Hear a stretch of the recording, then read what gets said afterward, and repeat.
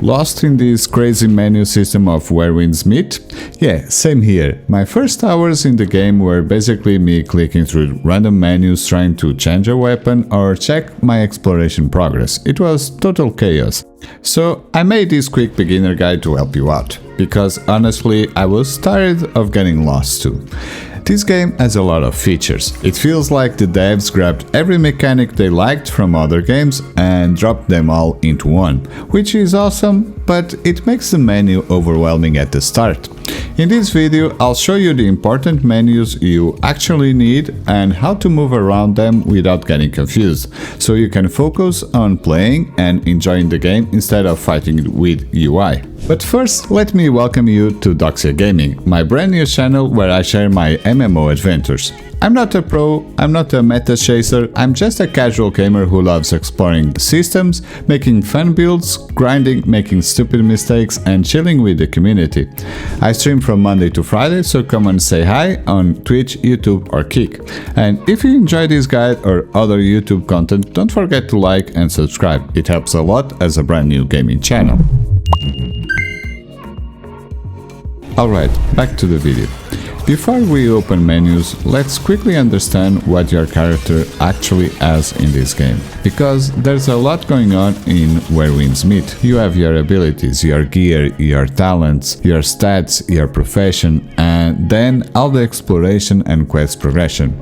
Every single one of these has upgrades and unlocks, but don't worry, we are keeping this simple in this video. I'll show you where everything is, and in the next guide I'll explain how to upgrade all of it.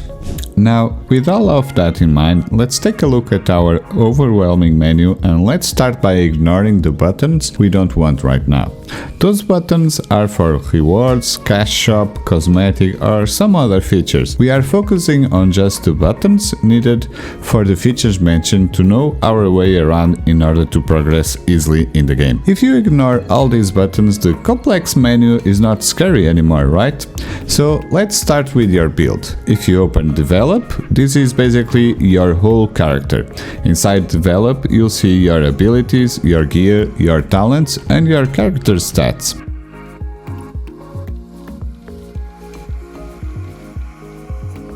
Abilities is where you pick your martial arts, your inner ways, which I call passive buffs, and your mystic skills, which are like extra abilities for combat and exploration. Everything here can be unlocked and upgraded. Then you have your gear. This is where you find your weapons, accessories, armor and your bow. One important thing when upgrading your gear, you upgrade the equipment slot, not the item itself. So if you upgrade a weapon slot and later switch weapons, the upgrade stays. This is huge to know, and if you are like me, you are saving materials to just upgrade endgame gear, there's no need for that, just keep on upgrading whenever you can. So then you have talents, and basically, it's just a passive tree you unlock as you play. Nothing too complex in this sub-menu. Then you have your character stats menu, and it is a bit hidden. It's on the right side and your martial mastery score. Here you can see all your stats, and since it shows you how to upgrade each one, I believe you might be able to customize your build stats to fit your playstyle in the future or in the end game. Now let's talk professions. Right now you can pick between healer and scholar. I'm using the healer because it's kind of like a little deck game inside Where Winds Meet. You level your profession, unlock cards, build your deck and use those cards that are healing techniques to cure diseases. Very simple and very fun. After that we have the map, which is honestly the most confusing part of the game at first. My tip here is always zoom in all the way. A lot of icons only show up when the map is fully zoomed, and switching between solo mode and multiplayer mode also changes the icons, so always double check. For me, the two most important buttons on the map are the progression button, where you track things like unlocking flight. For example, you need level 4 to get dependent so you can fly in this first map, and the activities button, where you see important side quests, bosses, outposts, minigames, hidden content, all of that. With these, you can easily check the content this game has to offer.